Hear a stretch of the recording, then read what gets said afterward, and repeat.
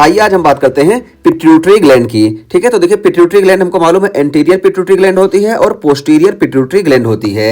तो एंटीरियर और posterior pituitary gland में क्या फर्क है, हम यहाँ पे ये बात करने वाले हैं और यहाँ पे हम इससे कौन कौन से हार्मोन सीक्रेट होते हैं वो बात करने वाले हैं। तो सबसे पहले हम ऊपर से बता दे रहे हैं, यहाँ पे जो चीज लिखी गई है इसको हम ऐसे समझा दे रहे हैं, फिर ये लाइन हमको समझना आसान हो जाएगा। तो देखिए एंटीरियर पिट्यूटरी ओरिजिन हम बात करें तो ये देखिए ये ओरल एक्टोडर्म से ओरिजिनेट होती है, यानी रथकेट पाउच से ओरिजिनेट हो गई। जबकि हम पोस्टीरियर पिट्यूटरी की बात करें तो ये देखिए न्यूरो एक्टोडर्म से ओरिजिन होती है। तो यहाँ पे हम दिखाएं, ये देखिए न्यूरो एक्टोडर्म से ना हमारा ये डायनसेफेलॉन डेवलप होता है, यानी ब्रेन टिश्यू। तो डायनसेफेलॉन से ये हमारा हाइपोथैलेमस डेवलप हुआ और जब हाइपोथैलेमस डेवलप होता है ना तो इसी से देखिए इन्वेजिनेट होकर ये पोस्टीरियर पिट्यूटरी का फॉर्मेशन होता है। तो पोस्टीरियर पिट्यूटरी जो होती है ये न्यूरो एक्टोडर्म से ओरिजिनेट होती है, यानी ये न्यूरोनल टिश्यू होती है। ठीक है, जबकि ये एंटीरियर पिट्यूटरी देखिए पिट्यूटरी तो ये भी है लेकिन बिल्कुल अलग इसकी ओरिजिन होती है। और ये देखिए ये ओरल एक्टोडर्म से ओरिजिन होती है, यानी देखिए नेसोफेरिंक्स है और नेसोफेरिंक्स ये देखिए ये एक पाउच का फॉर्मेशन करता है, इसको हम बोलते हैं रथकेज पाउच। और इसी रथकेज पाउच से ये एंटीरियर पिट्यूटरी का फॉर्मेशन होता है।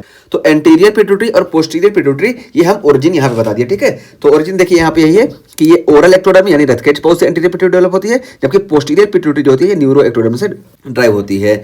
और हार्मोन की बात करें तो मेन एंटीरियर पिट्यूटरी में जो हार्मोन होते हैं वो 6 हार्मोन एंटीरियर पिट्यूटरी से सीक्रेट होते हैं, जबकि पोस्टीरियर पिट्यूटरी से हमारे सिर्फ 2 हार्मोन सीक्रेट होते हैं। ठीक है, तो ये फर्क हुआ। और तीसरा फर्क ये हम बता रहे हैं कि एंटीरियर पिट्यूटरी में ना यहाँ पे सेल प्रेजेंट होते हैं और ये सेल कंट्रोल में होते हैं हाइपोथैलेमस के। तो हाइपोथैलेमस से यहाँ से हार्मोन आते हैं और ये केमिकल सब्सटेंस आके इसको स्टिमुलेट करते हैं, फिर यहाँ से हार्मोन की सिंथेसिस और सिक्रीशन दोनों होता है। ठीक है, तो सिंथेसिस और सिक्रीशन यहीं से होगा। जबकि पोस्टीरियर पिट्यूटरी की बात करें, यहाँ पे सिर्फ जो 2 हार्मोन प्रोड्यूस होते हैं यहाँ से, ये दोनों सिंथेसाइज हाइपोथैलेमस में होंगे, बस यहाँ स्टोर होंगे और यहाँ से सीक्रेट होते हैं। तो ये सारे फर्क हमको एंटीरियर और पोस्टीरियर पिट्यूटरी में देखने को मिलता है। तो ये चीज हो गई। अब हम बात करते हैं शुरू से एंटीरियर पिट्यूटरी में। तो देखिए एंटीरियर पिट्यूटरी हम बताएं कि ये जो होती है एंटीरियर पिट्यूटरी ये 6 मेन हार्मोन का प्रोडक्शन करती है और ये एंटीरियर पिट्यूटरी ये भी कंट्रोल में होती है हमारे हाइपोथैलेमस के। ठीक है, तो हाइपोथैलेमस से यहाँ पे देखिए एक पोर्टल सर्कुलेशन होता है जो कि हाइपोथैलेमिक न्यूरोट्रांसमीटर को ये इसमें रिलीज करते हैं और ये डायरेक्टली आ जाते हैं हमारे एंटीरियर पिट्यूटरी में। और एंटीरियर पिट्यूटरी में ये अपने जो इनके रिसेप्टर होते हैं, जो सेल होते हैं, उनको स्टिमुलेट करते हैं और वहां से हार्मोन का सिक्रेशन होता है। ठीक है, तो देखिए हम बात करते हैं, देखिए एंटीरियर पिट्यूटरी हम यहाँ पे दिखाई इसको जूम करके, तो ये देखिए यहाँ से पोर्टल सर्कुलेशन से यहाँ से देखिए हाइपोथैलेमस से हार्मोन आया और हाइपोथैलेमस से देखिए ग्रोथ हार्मोन रिलीजिंग हार्मोन आया और ये वर्क करता है सोमेटोट्रॉप पे और सोमेटोट्रॉप देखिए ग्रोथ हार्मोन का प्रोडक्शन करते हैं। ठीक है, प्रोडक्शन और फॉर्मेशन और सिंथेसिस सब यही सोमेटोट्रॉप करते हैं। इसी तरीके से देखिए हाइपोथैलेमस से प्रोलैक्टिन इनहिबिटिंग फैक्टर आता है और ये इनहिबिट कर देता है लैक्टोट्रॉप को। लैक्टोट्रॉप क्या करता है कि ये प्रोलैक्टिन का फॉर्मेशन करता है, लेकिन ये लैक्टोट्रॉप ये इनहिबिट हो जाता है हाइपोथैलेमस से। हाइपोथैलेमस से प्रोलैक्टिन इनहिबिटिंग फैक्टर और मेनली डोपामीन आता है जो इसको इनहिबिट कर देता है, इस वजह से प्रोलैक्टिन का सिक्रेशन हमको कम देखने को मिलता है। ठीक है, ये चीज हुई। और फिर देखिए हाइपोथैलेमस से हमारे टीआरएच आता है, थायराइड रिलीजिंग हार्मोन, और ये थायरोट्रॉप को स्टिमुलेट करता है और थायरोट्रॉप ये टीएसएच की सिंथेसिस करते हैं। और फिर यहाँ से देखिए हाइपोथैलेमस से जीएनआरएच आता है, गोनाडोट्रोपिक रिलीजिंग हार्मोन, और ये गोनाडोट्रॉप को स्टिमुलेट करता है और यहाँ से एफएसएच और एलएच की सिंथेसिस और सिक्रेशन होता है। और देखिए सीआरएच भी हाइपोथैलेमस से आता है और ये कॉर्टिकोट्रॉप को स्टिमुलेट करता है और कॉर्टिकोट्रॉप देखिए एसीटीएच का सिंथेसिस और सिक्रेशन करते हैं। तो ये सिंथेसिस और सिक्रेशन सारा यहीं से होगा, बस यहाँ से न्यूरोट्रांसमीटर आएंगे और हाइपोथैलेमस इनको कंट्रोल में रखता है अपने।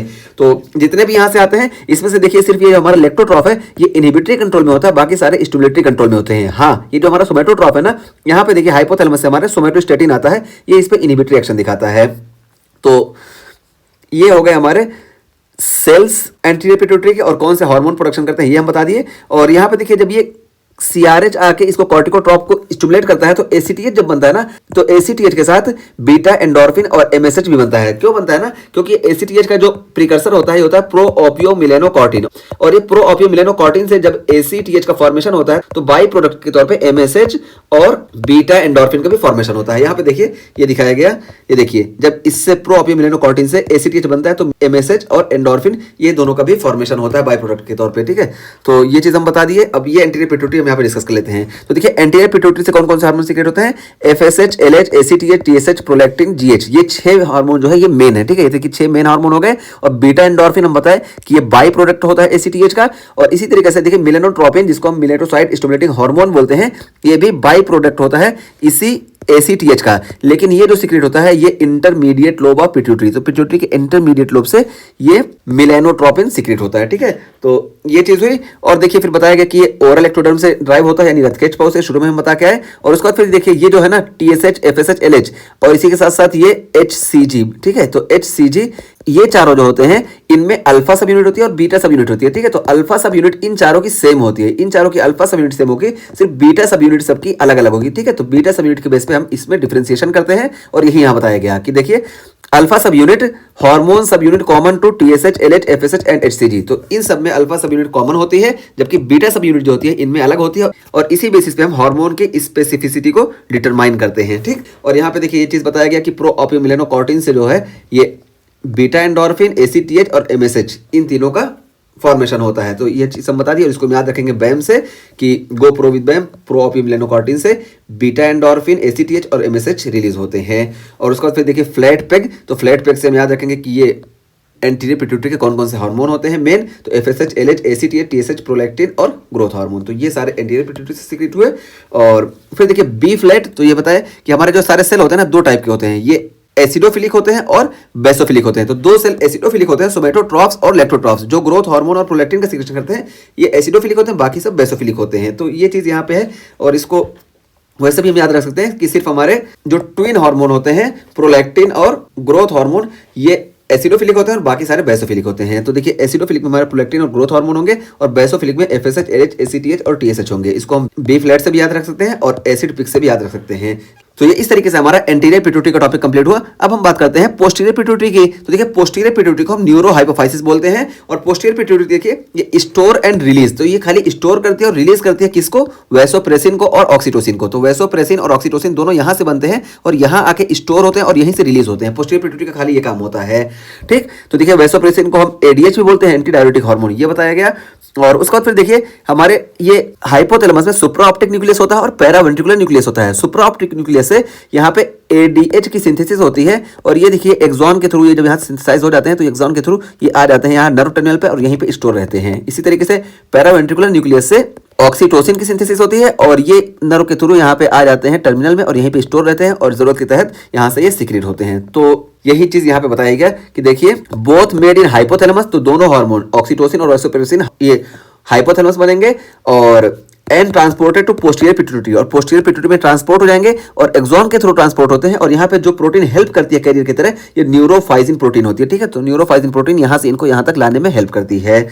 और यहाँ पे देखिए हाइपोथैलेमस में दो तरह के न्यूक्लियस बताया गया, सुपराऑप्टिक न्यूक्लियस हम बताया इससे ADH का प्रोडक्शन मेनली होता है और पैरावेंट्रिकुलर न्यूक्लियस इससे देखिए ऑक्सीटोसिन का मेनली प्रोडक्शन होता है। ये चीज हम बता दिए और शुरू में ही बताया कि ये न्यूरो एक्टोडर्म से ड्राइव होती है और ये हाइपोथैलेमस का ही इन्वेजिनेशन होता है और न्यूरो एक्टोडर्मल ओरिजिन इसकी होती है। तो इस तरीके से हमारा ये टॉपिक कंप्लीट हुआ। पिट्यूटरी ग्लैंड में हम एंटीरियर और पोस्टीरियर दोनों की बात कर लिए और दोनों में हम फर्क बता दिए। दोनों में फर्क क्या होता है, ओरिजिन का भी फर्क होता है, दोनों के फंक्शन का तरीका भी अलग अलग होता है। दोनों हाइपोथैलेमस के कंट्रोल में होती है। बस ये होता है कि पोस्टीरियर पिट्यूटरी जो होती है ये सिंथेसाइज नहीं करती है, हाइपोथैलेमस से ही सिंथेसाइज होकर आता है यहाँ पे हार्मोन, जबकि एंटीरियर पिट्यूटरी क्या करती है, हार्मोन खुद सिंथेसाइज करती है लेकिन ये भी हाइपोथैलेमस के कंट्रोल में होती है। और यहाँ पे हम बताए कार्टिकोट्रोपिन रिलीजिंग हार्मोन जब ACTH का फॉर्मेशन करता है तो बाय प्रोडक्ट के तौर पे बीटा एंडोर्फिन और MSH बनते हैं।